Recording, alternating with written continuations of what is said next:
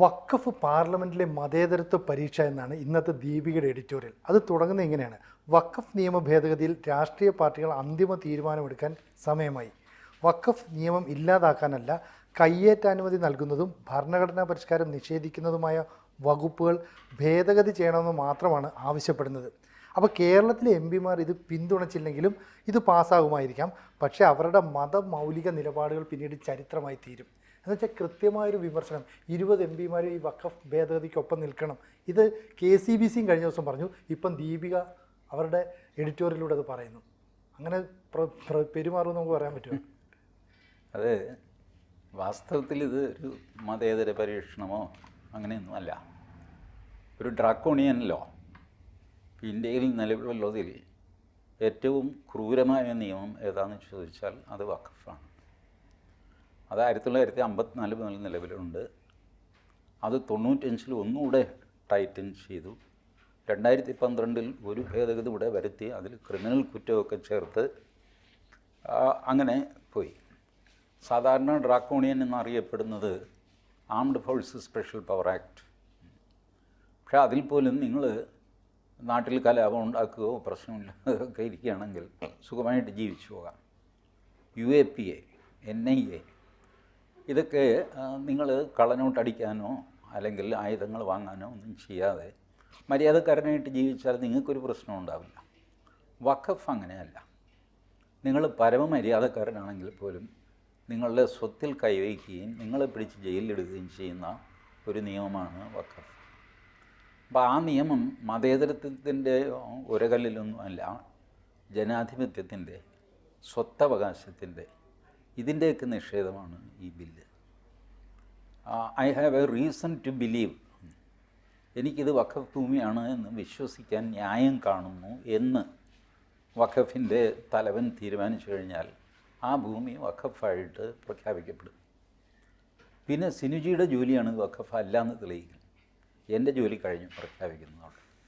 ഇങ്ങനെ ഒരു കാടൻ നിയമം ജനാധിപത്യ വ്യവസ്ഥയിൽ നിലനിർത്തണം. എന്നാൽ ഈ പറഞ്ഞ വകുപ്പുകളൊന്നും ഇതിൽ നിന്ന് എടുത്ത് കളയുന്നില്ല. വളരെ ചെറിയ ഭേദഗതിയേ വരുന്നുള്ളൂ. അതുപോലും സമ്മതിക്കില്ല എന്ന് പറയുന്നത് തീവ്ര ഇസ്ലാമിൻ്റെ അടിമകളാണ്. മതേതരത്വം എന്നൊക്കെയുള്ളത് സൗകര്യത്തിന് വേണ്ടി ഉപയോഗിക്കുന്നൊരു വാക്കാണ്. ബട്ട് തീവ്ര ഇസ്ലാമിൻ്റെ അടിമത്വം സ്ഥായിയായ ഒരു ഭാഗമാണ്, പ്രത്യേകിച്ച് കേരളത്തിലെ പൊളിറ്റീഷ്യൻസ്.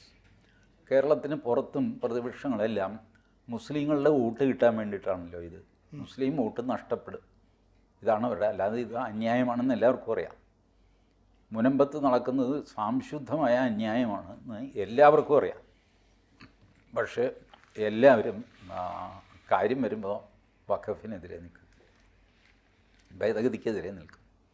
അപ്പോൾ അത് ഒരു വോട്ട് ബാങ്ക് രാഷ്ട്രീയത്തിൽ അങ്ങേയറ്റം പോകുന്ന ഒരു ദുഷ്ടതയാണ്. റാഡിക്കൽ ഇസ്ലാമിന് കീഴടങ്ങലാണ്. മുസ്ലിങ്ങളിലെ പോലും വലിയൊരു വിഭാഗം ഈ ഏർപ്പാടിനെ അനുകൂലിക്കുന്നവരല്ല. അവർക്ക് തന്നെ അറിയാം ഈ കാണിക്കുന്നത് മഹാഭാവമാണ്. പക്ഷേ അവർ വോസിഫറസ് അല്ല.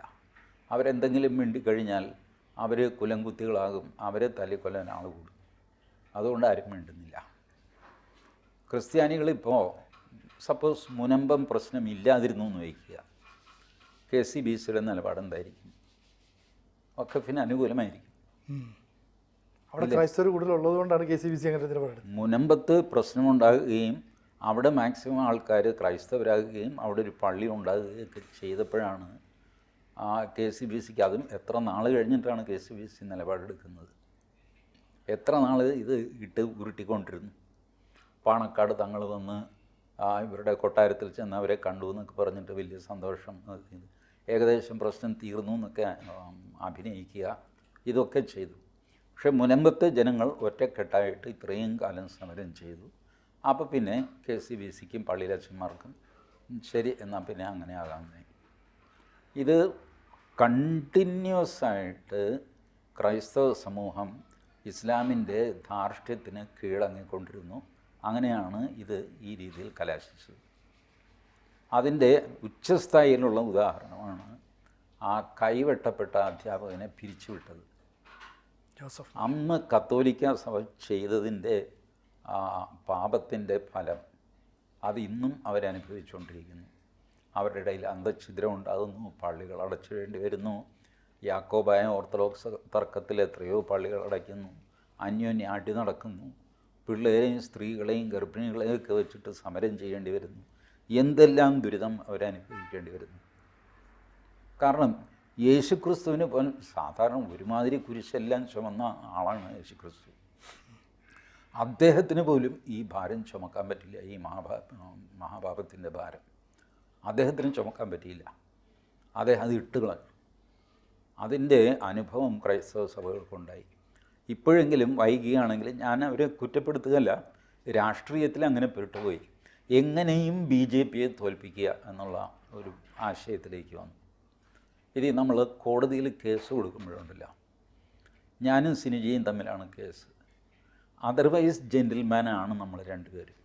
പക്ഷേ അന്യോന്യം കേസ് കൊടുത്തുപോയി. പിന്നെ ഞാൻ എന്ത് നുണയും സിനുജിയെ പറ്റി പറയും. സിനുജി എന്ത് കള്ളവും ഫോട്ടോയും ഒക്കെ എനിക്കെതിരെ കോടതിയിൽ ഹാജരാക്കും. കാരണം കേസ് ജയിക്കുക എന്നുള്ള ഒറ്റ ലക്ഷ്യമേ ഉള്ളൂ. മനസാക്ഷി പറയും ചെയ്യരുത് ഇത്, ബട്ട് ബുദ്ധി പറയും കേസ് ജയിക്കണോ ഇത് വേണം, വക്കീൽ പറയും കേസ് ജയിക്കണോ ഇങ്ങനെ പറഞ്ഞേ പറ്റുള്ളൂ. അപ്പോൾ നമ്മളില്ലാത്ത കള്ളങ്ങൾ മുഴുവൻ പറയും. ഇങ്ങനെ BJPയെ തോൽപ്പിക്കണം എന്ന് പറഞ്ഞിട്ട് എന്ത് കള്ളവും എന്ത് അപരാധവും ഒക്കെ ചെയ്യുന്ന ഒരവസ്ഥയിലേക്ക് സഭ ഒരു കാലത്ത് അധപ്പതിച്ചിരുന്നു. അന്ന് ഒരുപാട് കുഴപ്പങ്ങൾ ചെയ്തു കൂട്ടി. ഇസ്ലാമിന് അലവൻസസ് കൊടുത്തുകൊണ്ടേയിരുന്നു. ഒടുവിൽ കേരള കോൺഗ്രസ് ഒരു ക്രിസ്ത്യൻ പാർട്ടിയൊന്നുമല്ല, എന്നാലും ക്രിസ്ത്യാനികളെ ആരെങ്കിലും റെപ്രസെൻ്റ് ചെയ്യുന്നുണ്ടെങ്കിൽ അത് കേരള കോൺഗ്രസ്സാണ്. ആ കേരള കോൺഗ്രസ് 3ഉം 4ഉം 5ഉമായിട്ട് പിരിഞ്ഞ് കഷ്ണമായിട്ട് പോകുന്നത് ക്രൈസ്തവ സഭയ്ക്ക് നിസ്സഹായരായിട്ട് നോക്കി നിൽക്കേണ്ടി വന്നു. KM മാണിയുടെ മകൻ പിണറായി വിജയൻ്റെ കൂടെ പോയി. അതിനെയും ശരിവയ്ക്കേണ്ടി വന്നു. ഇങ്ങനെയൊക്കെ സഭ തകർന്നുപോയി. നേരത്തെയും സഭയിൽ കുഴപ്പങ്ങളില്ലായിരുന്നു, ഉണ്ടായിരുന്നു. വിമോചന സമരകാലത്ത് കുഴപ്പങ്ങളില്ലായിരുന്നു, ഉണ്ടായിരുന്നു. പക്ഷേ ഒരു കാര്യം, ആ സമയത്ത് സഭയ്ക്കൊരു നാഥനുണ്ടായിരുന്നു, പറഞ്ഞാൽ കേൾക്കുന്ന ആൾക്കാരുണ്ടായിരുന്നു. അതെല്ലാം ഈ നിസ്സാര കാര്യങ്ങൾക്ക് വേണ്ടി നശിപ്പിച്ചു. സഭയിലെ പല ബിഷപ്പുമാർക്കും ഫോറിനിൽ, പ്രത്യേകിച്ച് ഗൾഫിൽ ഡെപ്പോസിറ്റ് അത് ഇതൊക്കെ ഉണ്ട് എന്നുള്ള ആരോപണം വന്നു. ഇതൊന്നും ഞാൻ പറഞ്ഞതല്ല, ക്രിസ്ത്യാനികൾ തന്നെ പറഞ്ഞുകൊണ്ട് നടക്കുന്നതാണ്. അപ്പോൾ അങ്ങനെ ഈ തോൽപ്പിക്കുക എന്നുള്ള ഏക ഉദ്ദേശത്തോടു കൂടി പ്രവർത്തിച്ചിട്ടാണ് ഈ വക കുഴപ്പങ്ങളൊക്കെ സംഭവിച്ചത്. ഇപ്പോൾ അവനവൻ്റെ തുടയിൽ നുള്ളിക്കഴിഞ്ഞപ്പോൾ അവർക്ക് വേദനിക്കുന്നു. ഇപ്പോൾ അവരെ നോക്കാൻ രാഷ്ട്രീയക്കാരുമില്ല. കാരണം അവരൊരു കൺസോളിഡേറ്റഡ് ഫോഴ്സ് അല്ല. പക്ഷേ ഇപ്പോൾ ഇവർ പറയുന്നത് ബില്ല് പാസ്സാകാൻ സാധ്യതയുണ്ട്. ഇപ്പോൾ ഇതിനകത്ത് ലേഖനം പറയുന്നത് ബില്ല് പാസ്സാക്കാൻ സുപ്രീം കോടതിയെ പാസ്സാക്കിയാൽ സുപ്രീം കോടതിയെ സമീപിക്കുന്ന മുസ്ലിം ലീഗിൻ്റെ നേതാവ് ഹാരിസ് ബീരാൻ MP പറഞ്ഞു, തീർച്ചയായും അവർക്കതിന് അവകാശമുണ്ട്. പക്ഷേ ഭരണഘടന ഉറപ്പ് നൽകുന്ന ഇതേ അവകാശത്തിന് വേണ്ടിയാണ് മുനമ്പത്തെ മനുഷ്യർ സമരപ്പന്തലിൽ ഇരിക്കുന്നതെന്ന് കൂടി മനസ്സിലാക്കിയാൽ കൊള്ളാം. അപ്പം ഈ ഒരു സമരത്തിന് വേണ്ടി നിൽക്കുന്ന അതേ ആളുകൾ ഒരാവശ്യം ഉന്നയിക്കുന്നു, എന്നിട്ട് പറയുന്നു ഈ ബില്ല് പാസ്സാക്കിയാൽ ഞങ്ങളതിന് സുപ്രീം കോടതി പോയി എതിർക്കുന്നു. സുപ്രീം കോടതിയിൽ ചലഞ്ച് ചെയ്താൽ സുപ്രീം കോടതി ഇമ്മീഡിയറ്റ് സ്റ്റേ ഓർഡർ കൊടുക്കും. മുനമ്പമല്ല, മൊത്തം കേരളം ആത്മഹത്യ ചെയ്തു എന്ന് വെച്ചോ, സുപ്രീം കോടതി സ്റ്റേ ഓർഡർ കൊടുക്കും. ഞാനിപ്പോഴേ പറഞ്ഞേക്കാം, ഭേദഗതിക്ക് മുൻപിൻ നോക്കാതെ ആദ്യം സ്റ്റേ ഓർഡർ കൊടുക്കും, പിന്നെ നോക്കാമെന്ന് പറയും. പിന്നെ എപ്പോൾ നോക്കുമോ അപ്പോൾ നോക്കും. അപ്പോൾ അതുകൊണ്ടൊരു പ്രയോജനം ഉണ്ടാകുന്നില്ലെന്നാണോ? പ്രയോജനം ഈ നിങ്ങളുടെ ഭാഗം നിങ്ങൾക്ക് വ്യക്തമാക്കാം, നിങ്ങൾ ആരുടെ കൂടെ നിൽക്കുന്നു എന്നുള്ളത് വ്യക്തമാക്കാം. സുപ്രീം കോടതിയുടെ ക്രെഡിബിലിറ്റി ഇപ്പോൾ ഇച്ചിരി താന്നു പോയതുകൊണ്ട് ചിലപ്പോൾ അവർ കയറി ആക്ട് ചെയ്യുമെന്ന് എനിക്ക്. ഒന്നാമത് സുപ്രീം കോടതിയിൽ ഇപ്പോൾ ഇരിക്കുന്ന ജസ്റ്റിസ്, ഇനി വരാൻ പോകുന്ന ജസ്റ്റിസ്, ഇവരൊക്കെ ചെറിയ ചെറിയ പീരീഡിലേക്കാണ് വരുന്നത്. 6 മാസം, 7 മാസം, 8 മാസം. അപ്പോൾ അവർക്ക് അവരുടെ തലയിൽ ഈ കുന്തം വരാതിരിക്കാനായിട്ട് എന്താ ചെയ്യാവുന്നത്? ഒരു സ്റ്റേ ഓർഡർ കൊടുക്കുക, അവിടെ വെച്ചേക്കുക. അപ്പോഴത്തേക്ക് ഞാനങ്ങ് റിട്ടയർ ആയിക്കോളും, ഞാൻ പെൻഷൻ പറ്റി, എൻ്റെ തലയിൽ നിന്ന് മാറുമല്ലോ. കാരണം ഇത് സ്റ്റേ ഓർഡർ കൊടുക്കാതിരുന്നു കഴിഞ്ഞാൽ ഈ സുപ്രീം കോടതി ജഡ്ജി ഇല്ലാത്ത ചീത്ത മുഴുവൻ കണ്ടുവരും. ഈ കപിൽ സിബൽ മോസ്റ്റ് സോഫിസ്റ്റിക്കേറ്റഡ് വാക്കുകൾ ഉപയോഗിച്ചിട്ട് തെറി പറയും. അങ്ങനെ ആയിരിക്കും തുടങ്ങുന്നത്. പ്രശാന്ത് ഭൂഷൺ, പിന്നെ ആ ദുഷ്യന്തവേ, അയാൾ മോശം വാക്ക് ഉപയോഗിച്ച് തന്നെ തെറി പറയും. അപ്പോൾ ഇത് താങ്ങാൻ സുപ്രീം കോടതി ജഡ്ജിമാർക്ക് ഇപ്പോൾ പാങ്ങില്ല. They are weak now. അവരുടെ ആ ഡൽഹി ഹൈക്കോടതിയിലെ സംഭവമൊക്കെ വന്നു കഴിഞ്ഞപ്പോൾ പൊതുവേ ജഡ്ജിമാരുടെ ആ ഹുങ്ക് ഒന്ന് കുറഞ്ഞിട്ടുണ്ട്. അതോടെ ആത്മവിശ്വാസവും തകർന്നിട്ടുണ്ട്. അതുകൊണ്ട് ചിലപ്പോൾ സ്റ്റേ ഓർഡർ കൊടുക്കാതെ അത് പോട്ടെ എന്നൊക്കെ വിചാരിച്ച് കാണും. ബേസിക്കലി അതൊരു പൊളിറ്റിക്കൽ ഡിസിഷനാണ്. ലീഗലി നോക്കിക്കഴിഞ്ഞാൽ ഇങ്ങനൊരു ഭേദഗതി വരുത്താൻ പാർലമെൻറ്റിന് അവകാശമുണ്ട്. ബട്ട് സുപ്രീം കോടതി പാർലമെൻറ്റിനെ പുല്ലായിട്ടാണ് കണക്ക് കൂട്ടിയിട്ടുള്ളത്. രാജ്യം ഭരിക്കുന്നത് ഞങ്ങളാണ് എന്നാണ് സുപ്രീം കോടതി പല തവണ പല ഉത്തരവുകളിലൂടെ തെളിയിച്ചിട്ടുള്ളത്. അതുകൊണ്ട് സുപ്രീം കോടതിയിൽ പോവും എന്ന് ഹാരിസ് ബീരാൻ പറയുന്നത് വെറുതെ അല്ല. പോയി കഴിഞ്ഞാൽ ഇത് സ്റ്റേ ചെയ്യിക്കാൻ പറ്റും ഞങ്ങൾക്ക് ധൈര്യമുള്ളതുകൊണ്ടാണ്.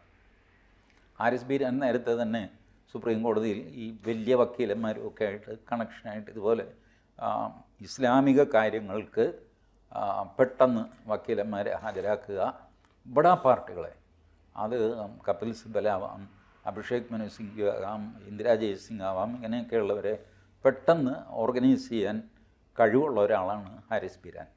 ആ കഴിവിൻ്റെ പുറത്ത് കുറേ കാലമായിട്ട് അദ്ദേഹം കഴിവ് തെളിയിച്ചതിൻ്റെ ശേഷമാണ് ഇപ്പോൾ രാജ്യസഭാ അംഗമായിരിക്കുന്നത്. അപ്പോൾ അദ്ദേഹത്തിൻ്റെ ക്ലൗട്ട് ഒന്നുകൂടെ വർദ്ധിച്ചു. അപ്പോൾ അദ്ദേഹത്തിന് ഇത് എങ്ങനെ, എവിടെ, ഏത് ബെഞ്ചിൽ കൊണ്ടുവരണം എന്നൊക്കെ കൃത്യമായ ധാരണയുണ്ട്.